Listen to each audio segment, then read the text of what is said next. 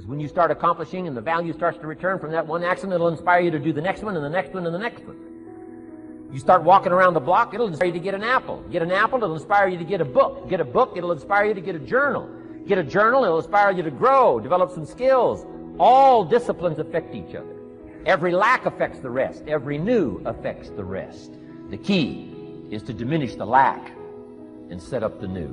And you've started a whole new life process. Also, one more thought on discipline. Here's the greatest value of discipline. Self-worth. Self-esteem. People are teaching self-esteem these days, but they don't connect it to disciplines. The least lack of discipline, and it starts to erode our psyche. One of the greatest temptations is to just ease up a little bit. The slightest lack of doing your best starts to erode the psyche. Instead of doing your best, doing just a little less than your best. Sure enough, you say, well, it's just going to affect my sales. No, it's going to affect your consciousness. It's going to affect your philosophy. Now you've begun in the slightest way to affect your own philosophy. Here's the problem with the least neglect. Neglect starts as an infection. And if you don't take care of it, it becomes a disease. And one neglect leads to another. And the worst of all, when neglect starts, it diminishes our self-worth, our self-confidence, our self-value. You say, well, how can I get back my self-respect? I'm telling you, you don't have to go to 29 classes. All you have to do is start the smallest discipline that now corresponds to your own philosophy, like I should, and I could, and I will. No longer will I let neglect stack up on me so that I will have the sorry scenario 6 years from now, giving some excuse instead of celebrating my progress. That's the key to discipline. Let's get kids involved in the least of disciplines. One more, and then one more, and then another one, and then another one, and then some more. And the first thing you know, you're starting to weave the tapestry of a disciplined life into which you can pour more wisdom and more attitude and more strong feeling, more faith and more courage. Now you've got something, a vessel in which to put it. And now the equities start to flow. And the early return, I'm telling you, if you'll start this process, the early return will have you so excited. You'll commit yourself to this strategy for the rest of your life. You'll never go back to the old ways. Join a new crowd. Join a new group. The disciplines to do it. Take action. I recommended the last time I was here the little book, Richest Man in Babylon, and I said I've lectured now to over 3 million people in the last 33 years, and I've recommended this little book to almost all of them, I think. Guess how many have actually gone and got this little book? Answer, very few. My best guess is 10%. Such an easy thing to do. In that last seminar, right, I suggested this little book, number one, is easy to find. Number two, it's easy to buy. The most you can pay for it, $6, $7, $8. You can borrow that from your kids. And number three, it's easy to read. It's in story form. That's why I use it for teenagers, teaching them how to be rich by 40, 35, if you're extra bright, much sooner if you find a unique opportunity. But if it's easy to find and easy to buy, and if it's easy to read, why wouldn't everybody go get it? We don't know. What do you know? You don't know. I don't know. Nobody knows. Here's how profound it is. Some do and some don't. Now here's the numbers. About 10% do. 90% don't or won't. We don't know the mystery of that. And I'm telling you, 10 years from now, those numbers will still be the same. 10% will, 90% won't. The numbers don't change. Only the faces change. You're looking at one of the faces. I used to belong to the 90% who couldn't be bothered even if it was easy. Guess how many people have a library card? Wisdom of the world available. Transform your life in any value amount you want. By the way, how much is a library card in Texas? Free. Here's what free is. Easy. I mean, it can't be any easier than free. Somebody says, well, would you bring it by? Well, no. At least you got to go get it. No. Wisdom of the world available. Transform your life spiritually, socially, personally, economically, and every other way. Teach you how to be rich and powerful and sophisticated and healthy, influential. How many people have a library card? Answer, 3%. 95, 97% couldn't be bothered. Let us say together, it's possible. I can live my dreams. I will work on myself. I will retrain my thinking every day. I would read 10 to 15 pages of something positive every day. I will turn off my television and turn on my life. Let us say together, it's necessary to detoxify your life. Look at the people in your life and ask the question, what is this relationship doing to me? There are some people you need to let go. Let us say together, let go or be dragged. They're emotional vampires. They will drain you. Bless, can I change them? No. It's a full-time job changing yourself. There's some people that's so negative, they can walk into a dark room and begin to develop. You're talking about earning more money. You got to be serious. People say money won't make you happy, but everybody want to find out for themselves. Here's something else. Write this down. You're going to fail your way to success. There are people who should be there to encourage you. They're going to be the #1 members of the discouragement club. If you have a dream, think it not strange that you'll face the fiery furnaces of this world. You will have tribulations. And don't complain. Don't go around telling everybody. 80% don't care. 20% glad it's you. Suck it up and make it happen. Everybody, let us say together, leap and grow your wings on the way down. Believe it or not, every successful person has jumped. You cannot just exist in this life. You have got to try to live. But to get to that life, you're going to have to jump. See, God, when he created all of us, he gave every last one of us a gift at birth. You just got to quit looking at gifts as running, jumping, sing, and dance. When you're standing on the cliff of life and you see people soaring by, you hear about them doing wonderful things. Maybe you look up the street and your neighbor just gets a car every year, every 2 years. Have you ever thought, maybe this person right here has identified their gift and is living in their gift? But the only way for you to soar is you got to jump. You got to take that gift that's packed away on your back. That gift opens up and provides the soar. If you don't ever use it, you're going to just go to work. That ain't living, man. You just existed. But the only way to see what living like, you got to jump. I'm going to just be real with you. When you first jump, the parachute will not open right away. You're going to hit them rocks. You're going to make it worth every single moment that you use. Because here, I want you to imagine that you have a bank account. And every day, $86,400 is put into it. And at the end of the day, the account refreshes and all the money is gone. Now tell me, what would you do? You're going to take out every dollar, you're going to spend it while you can. You're going to use it all up, and don't leave anything in there at the end of the day. Well, guess what? We get 86,400 seconds every day. So I want you to do the exact same thing. Use the time. So at the end of the day, you don't feel like you've wasted a second. Spend that money. Stop wasting your life and take this opportunity to improve your life and make some progress. Go get after it. The story is not over until you win. You write the direction for your life. You are the author. So why are you waiting for someone else to write it for you? Why are you waiting for something to happen, something to change when you haven't written any words? Stop letting other people direct the path you want to be on. Remember who lives your life. You. You and only you. So make the decisions that define your life, the decisions that make you successful. The story is never over until you decide to put down the pen. You can win. You are winning. This power has no value. Keep writing. Don't stop designing, constructing, and upgrading your future, your legacy. This is your superpower. Belief. Because what you set as your goal is the belief to move forward. Stop murdering your legacy and your future. It's not worth the time. It's not worth the effort. Your journey begins now. So are you willing to write? Are you willing to become something? Bring the power, become the power, and succeed.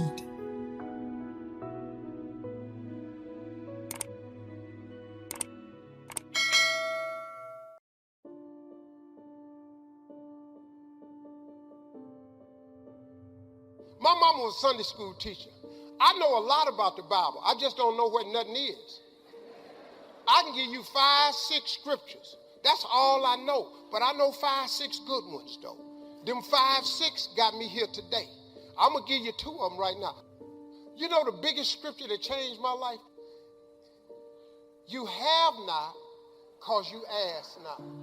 I can't even tell you how big that is. This is the coldest thing I'm going to tell you today. You have not because you ask not. Most people don't have the life of their dreams because you ain't never asked God, could you have it?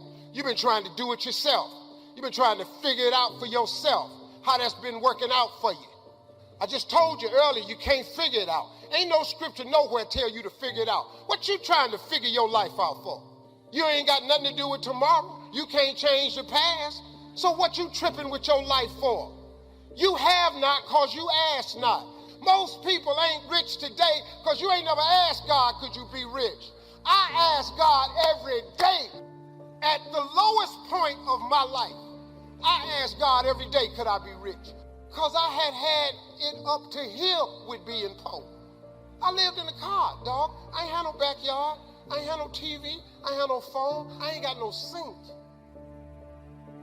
I ask God every day, could I be rich? So I cut a deal with him.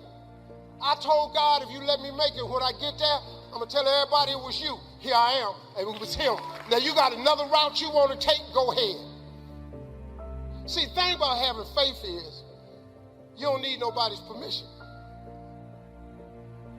You don't have to get accepted into the course.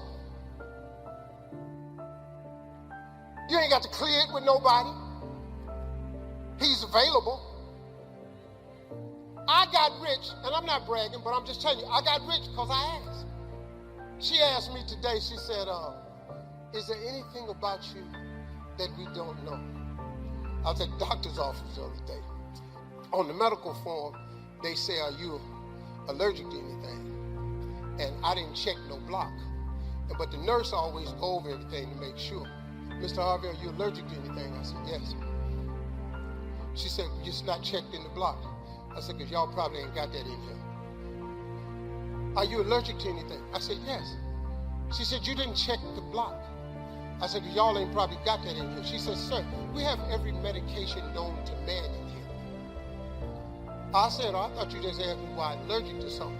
I'm not allergic to medicine. She said, what you allergic to? I said, poverty. When Dr. Norman Vincent Peale spoke, he gave me goose pimples. When Earl Nightingale said, all of us are self-made, but only the successful will admit it. Mr. Sidursky, Mr. Sidursky, family that we worked for in Miami Beach, he did not know why I spent so much time shining his shoes, because he listened to The Strangest Secret in the World. As he was playing those tapes called Lead the Field, I was hearing these things, and then when I was shining, he said, well, that's good enough. I said, well, let me dust. Oh, but look here, the books are crooked. And I went in there early and messed them up so I could stay. Because I wanted to be in there while he was taking this time. He was a multimillionaire. My dream and vision was one day I'm going to be a millionaire like Mr. Sidursky. One day, because I was young, and I was young and ignorant. I didn't know I couldn't do it. I didn't know I couldn't have a mansion. I was like the bumblebee. Bumblebee isn't supposed to fly because the body is too large to be held up by his little puny wings. But the bumblebee doesn't know it. It's intelligently ignorant. So it keeps on flying anyhow. This lady came to the well beaten down, unworthy, thinking that she would always be looked down on, defeated. But she left that day with a new passion, a new self-image. She saw herself as valuable, redeemed, forgiven. She ran back and told the whole town to come see this man, Jesus. They all flooded out to see him. She didn't just get changed, but she changed her city. Now she was no longer looked down on, she had respect. She was no longer broken, unworthy, she felt valuable. She knew she was a child of the Most High God. What's interesting is Samaria wasn't the shortest route from Judea to Galilee. There was a quicker way, but Jesus said, I must go through Samaria. I can hear the disciples saying, Jesus, that's a long way. It's hot. We're already tired. Let's take the shortcut. Jesus said, no, there's a woman there I need to see. Someone that's made mistakes. Someone that's off course. Someone that's been rejected, that feels forgotten about. I have to tell her what I'm about to do. This woman came from a culture that worshiped idols. Their gods were made out of stone, no life, no response. Jesus showed up and said, I'm going to give you living water. They were used to dead gods. He said, I'm the Messiah, I'm the living God. You may have some big obstacles. You don't see how you can overcome the sickness, how you can break the addiction, how you can accomplish your dream. But if you only knew who our God is, He's not a weak, lifeless, limited God that used to live, a statue that we can reverence. Our God is alive. He still parts Red Seas. He still brings dead things back to life. He still protects in the fiery furnace. He still makes rivers out of deserts. He still brings walls down. He still defeats giants. He still breaks chains in the midnight hour. He's still a way maker, a promise keeper, a miracle worker.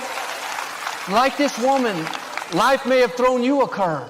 You've settled where you are, thinking this is as good as it gets. Just live with the addiction. Just accept those bad breaks limited you. That person that walked away soured your life. God is saying, if you only knew what I'm about to do. I'm about to promote you in the pandemic. I'm about to honor you in front of your enemies. I'm about to heal you despite what the report says. I'm about to free you from what looks permanent. I'm about to bring someone into your life better than you've imagined. If you only knew what God was up to, you'd get your fire back. Those bad breaks didn't stop your purpose. The mistakes you made didn't cancel your destiny. You're about to see God show out in your life. My father went through a great disappointment. He was married at a young age, and unfortunately, the marriage didn't work out. Denominational leaders told him that he would never pastor again, that failure had disqualified him. He eventually left his church and started selling insurance. He was very down on himself, living condemned, thinking that he had seen his best days. But the same God that came to the well for that woman that was broken and lonely came to my father. Daddy thought it was all downhill, that he would never pastor, never be in ministry, never have a family. But God said, if you only knew what I'm going to do, if you only knew you're going to meet Dolores Pilgrim, a young nursing student, and fall in love. If you only knew you're going to have 4 average children and 1 exceptional child.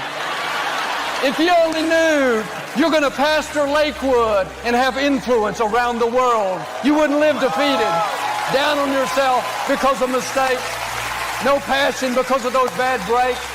See, we get stuck in the heartache, the disappointment, the guilt, the shame. I should have done better. What was wrong with me? God knows we're human. Quit being so hard on yourself. Your mistakes didn't stop what God has planned for your life.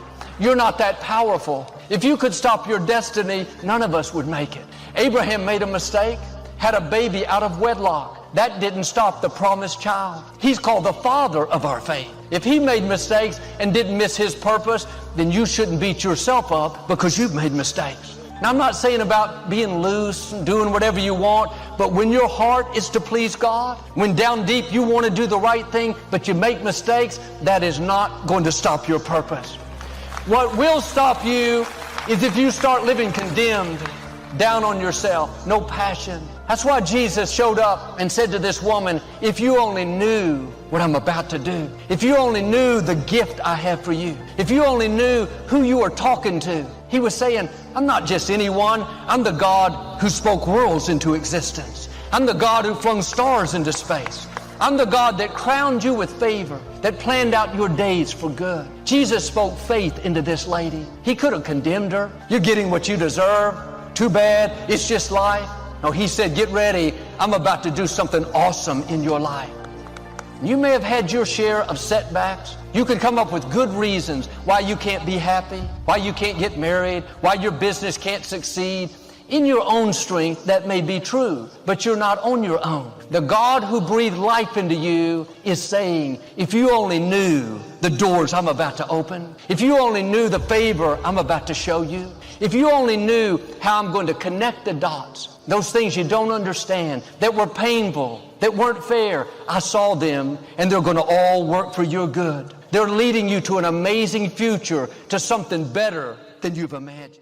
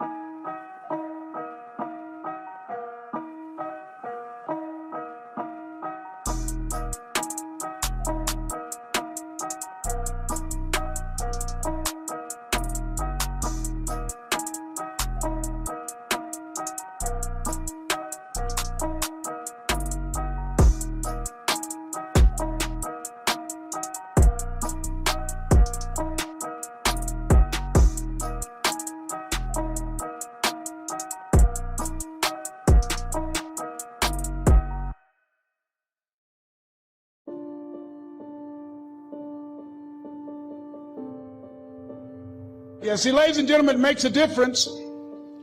The only time I really appreciated having money was when my mother became ill. My brother called me and said, Leslie, yes, Mama's been sick and we're going to put her in a nursing home. Wesley, we can't do that. Get Margaret Ann on the phone. She's on the phone. Get Linda and Leonard. They're all here. What, Leslie? Mama used to work in a nursing home. She said she never wanted to go into one. I promised her when I was 10 that I would take care of her. He said, we knew you would feel like that. And this is why we did such a thorough job interviewing the various nursing homes. And we have found the one that's ideal. I said, hold it, just a minute. She took care of us. See, I had a problem. I couldn't understand how one woman, 46, domestic worker on Miami Beach, can raise 7 children who couldn't take care of themselves, but 7 children couldn't take care of one woman. I had a problem with that. So I resigned from the Ohio legislature and I went back to Miami to take care of Mama. And I'll never forget taking her to Jackson Memorial Hospital. And the receptionist said, as she looked at my mother, looked at me, she didn't say, how you doing? Are you uncomfortable? Are you in any pain? The lady just said, what kind of insurance do you have? And I stepped forward and I said, she has Les Brown Unlimited.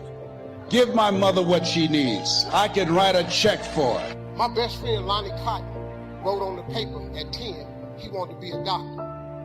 This was an impossibility. Lonnie can't even read.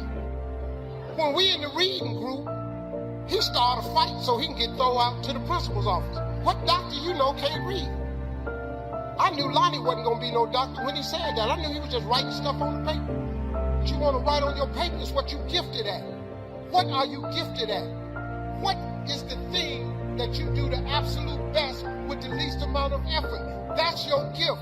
God has been using your imagination to show you your gift. Something new is coming. It's easy to get stuck in life. When we've gone through disappointments, had a setback, tried and our dream didn't work out, we can settle where we are and think this is as good as it gets. But God said in Isaiah, I am doing a new thing. Even now it springs forth. Can you not perceive it? God is about to do something new in your life. He didn't create you to get stuck at one level and stay there. He has new opportunities, new relationships, new favor. It may look like you'll always struggle in your finances. So get ready, something new is coming. Promotion, opportunity, doors opening that you never dreamed would open. The medical report says you have to live with that sickness. It's been a long time. God is saying, I'm doing a new thing. I'm restoring health. I'm breathing energy, vitality, freshness into your body. That child has been off course for years. You've accepted that he'll never change. That would be true, but God is doing a new thing. Forces of darkness are being broken. Purpose and destiny are rising up. You're about to see a turnaround. Or maybe that addiction has hindered you your whole life. You tried to stop, gone to counseling, nothing helped. This is a new day. Chains that have held you back are being loosed. What's kept you in captivity is coming to an end. Now you have to do your part and receive the prophecy. You can't go around thinking you're stuck. The problem's too big. It's been this way too long. Turn it around. Lord, I believe what you promised. Thank you that you're doing something new in my life. When Isaiah prophesied this, the Israelites were in captivity in Babylon. They had been there a long time, year after year, nothing changing. I'm sure they thought, we'll always struggle. We'll always be oppressed. Then Isaiah showed up and said, get ready. God is doing a new thing. They could have thought, yeah, right. Have you seen these enemies? Look how powerful they are. All the circumstances say we're stuck. We'll never live an abundant life, never own our own homes. Our children will never be free. Don't talk yourself out of the new thing God wants to do. The odds may be against you, but the Most High God is for you. The Israelites had been through many struggles, had unfair things happen. They had made mistakes, brought the trouble on themselves. They could have been sitting in self-pity, discouraged. But Isaiah said, forget the former things. Do not dwell on the past. Behold, God is doing a new thing. The principle is, if you're dwelling on the past, you won't see the new thing. If you're focused on who hurt you, what wasn't fair, why did this friend walk away, then you'll miss your destiny. God is saying, forget the former things. Quit dwelling on your mistakes. This is a new day. Living in regrets will keep you from new opportunities. Reliving your mistakes will stop the new favor. As long as you're looking back at the old, you won't see the new. When you drive home today, there's a big windshield in front of you and a very small rear view mirror. The reason it's so small is because what's behind you is not nearly as important as what's in front of you. Where you're going is what matters, not where you've been. Is there something you need to forget so you can see the new thing? Something you need to quit dwelling on so you can step into the favor and abundance that God has for you? When someone hurts you, they do you wrong, if you keep thinking about it, then you're letting them continue to hurt you. Don't give them your power. You have to let it go. Give it to God. He saw what they did. He saw your tears, your heartache. He has beauty for those ashes. But here's the key. You have to let go of the ashes before you can see the beauty. It's an exchange. God says, you give me the ashes. You quit dwelling on the hurts. You forgive them. You move forward with your life, and I'll give you the beauty. I'll do something so great, so rewarding, that you don't even think about what you lost. The new thing God has for you, the new people, the new opportunities, the promotion, healing, influence will be better than you ever dreamed. The Israelites were in captivity. Not only were the Babylonians holding them, but all around them was the desert. Even if they escaped, they couldn't survive. But Isaiah explained what the new thing was. He said, God will make rivers in the desert. What looks like barren ground will be turned into fertile land. God was saying, this new thing that I'm about to do, it's not going to be natural, it's going to be supernatural. That's why you can't figure it out. It's not going to be logical. What God is about to do is going to be unusual, uncommon, out of the ordinary. You're going to see rivers where there should be dry places. The scripture says, even in famine, the righteous will have more than enough. Seems like in famine, you would barely get by. But God does things that defies the odds. Don't limit this new thing to what you think can happen. If I can just learn to live with this sickness, no, God is going to free you from the sickness. If I can just pay my bills, Joel, I'll be happy. God's going to bring you into overflow. If my child will just stay out of trouble, that child is going to do great things. You may not see how. That's okay. It's not up to you. It's up to God. He's the one that makes rivers in the desert. He's the one that parts Red Seas, cures the lepers, multiplies the food to feed thousands. A lady told me how her relative had passed away and left her a small inheritance. She decided to invest it in real estate. She bought another house and was going to rent it out. The first people that came along seemed like fine people. They worked for a nonprofit that helped children. She thought this couple would be perfect. She didn't do all the background checks that she should have. Turned out they were dishonest. 3 months into the lease, they stopped paying rent and didn't tell her. She had it set up to go to the bank. She thought everything was fine. They kept her from getting the notices. Well, several years went by and eventually the house was foreclosed on. She lost all of her money. She could have been bitter, upset, tried to get revenge, but she said, I didn't make a big deal about it. That takes maturity. It's easy to make a big deal when we're hurt, betrayed. Why did this happen? I'm going to get even. You have to forget the former things. Do not dwell on the past. That means don't let the hurts, the bad breaks, the times you were taken advantage of sour the rest of your life, cause you to live with a chip on your shoulder. God knows how to vindicate you. He knows how to pay you back. Year after year, she kept being her best. Nobody even knew she went through the bad break. She didn't go around complaining, discouraged. She had a song of praise. God sees when you're in the desert. He's watching you in the lonely nights, the times you were betrayed. You felt like giving up, but you kept going. You could have held a grudge, but you forgave. You kept moving forward. Was it easy? You were hurting. The pain was real, but you didn't let it stop you. 6 years later, this lady got a check in the mail unexpectedly from the bank for $125,000. They said, we sold the property and this money belongs to you. She didn't even pay that much for it. She made a profit. God knows how to make rivers in the desert. He knows how to pay you back for the wrongs.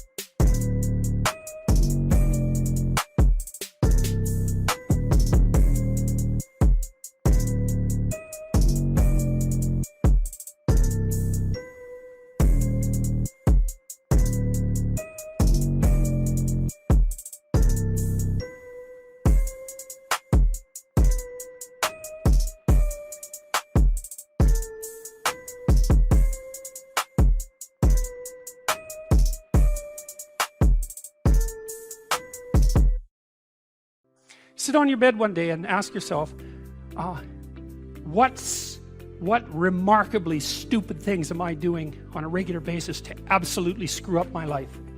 And if you actually ask that question, but you have to want to know the answer, right? Because that's actually what asking the question means. It doesn't mean just mouthing the words. It means you have to decide that you want to know.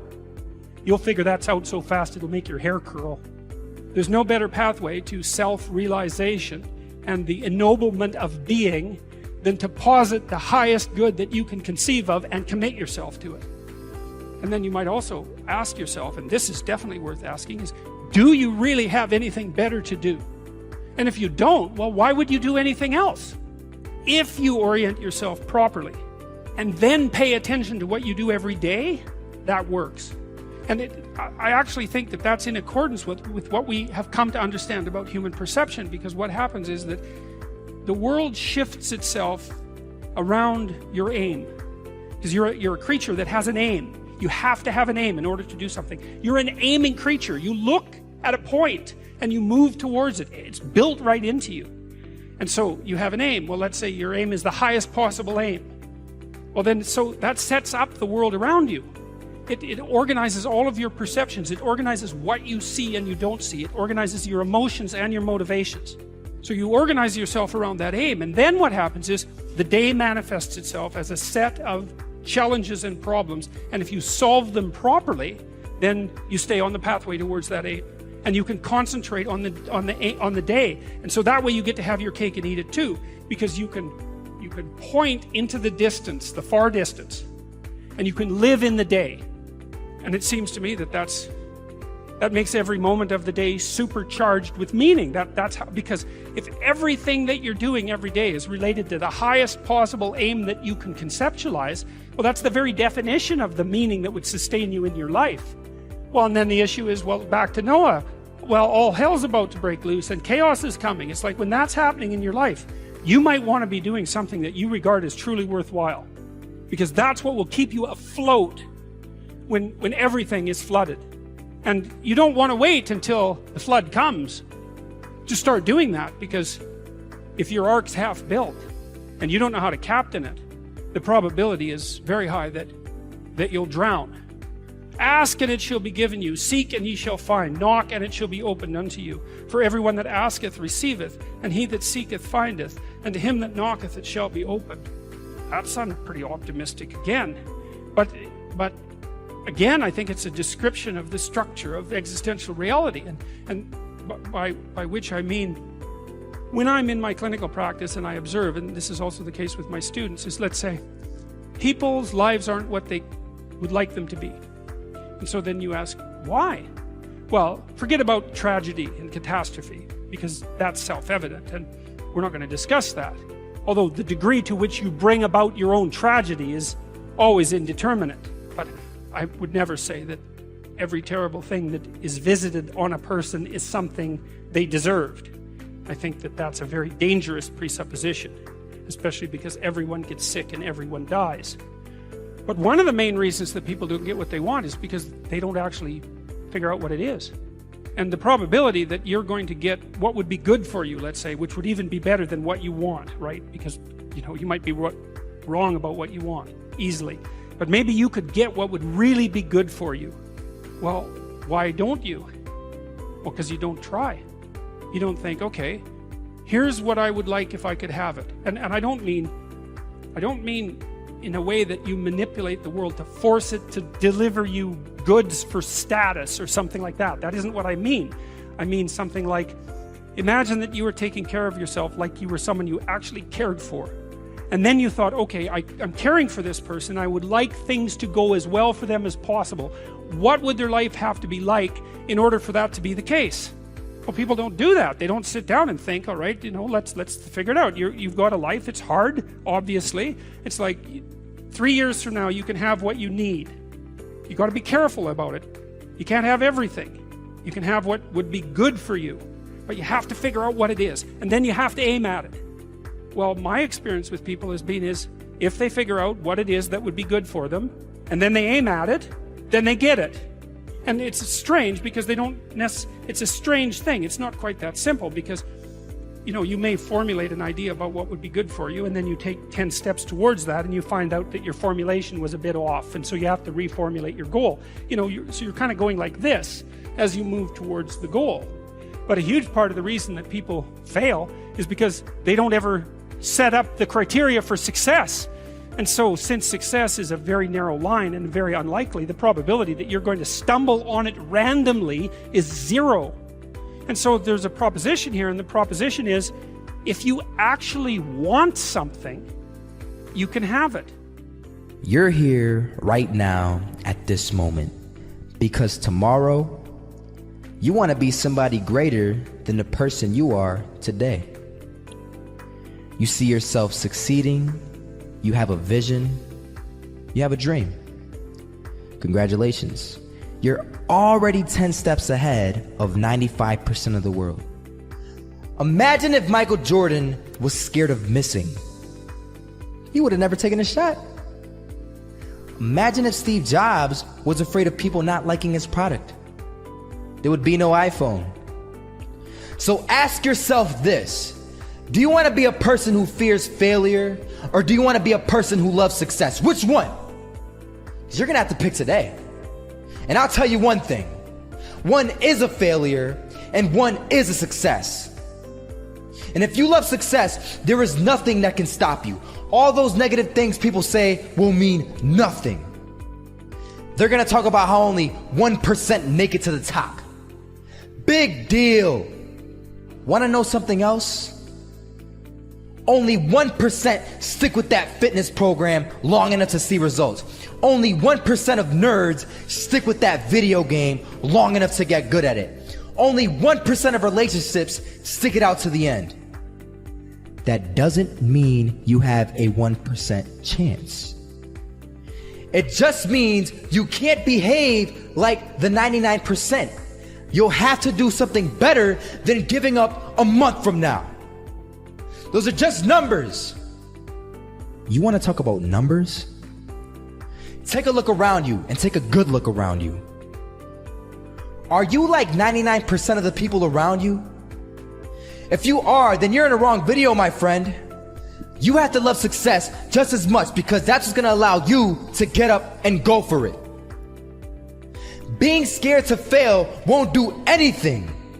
In fact, when you love success and you start going for it, guess what happens?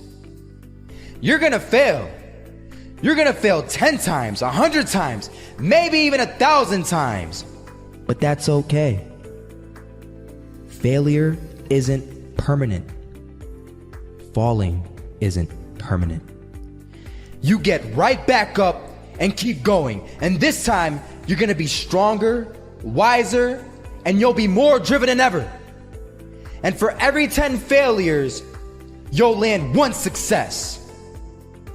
You have to love success so much that you're willing to fail 10 times before you can succeed once. That's how a winner does it. I want to explain the biggest myth that most people think leads them to success. And here's the myth. You might believe if you're scared to fail, you won't fail. Lies. Biggest myth ever. And I believed it. You see, I always thought that being scared to fail in life would literally keep me from failing. I would look at the losers around me and I would say, sheesh, I never want to turn out like him. I really believed this train of thought would help me succeed. Until one day, I was walking down the street and I saw an old man. Had a hat, suspenders, and a cane. Was about 80 years old. This old man was barely walking. He could walk, but the cane helped a lot. He was struggling. So anyway, he was walking across the street and he ended up falling. So I went over to go help him. And he gets up, says thank you, and we introduced ourselves. Had a little conversation. Told me his name and I told him mine. His name was Robert, by the way. And right as he walked away, I told him, this is what I said. Robert, you should stay inside where it's safe, my friend. And Robert turns around and says to me, I love walking, And I love walking way more than I'm afraid of falling. So I asked him, well, what about your safety? Don't you want to live? And he told me this. These are the exact words he said. He said this: Solo, living means doing what you love to do. And if I have to fall here and there to do what I want to do in life, then so be it. And he just walked away. Never saw him again. That was it. But that statement really had me thinking, and it had me thinking hard, because I learned something that day. That's when I realized the true key to success. You see, I always thought if I could just fear the act of failing, and if I fear it like crazy, I will succeed.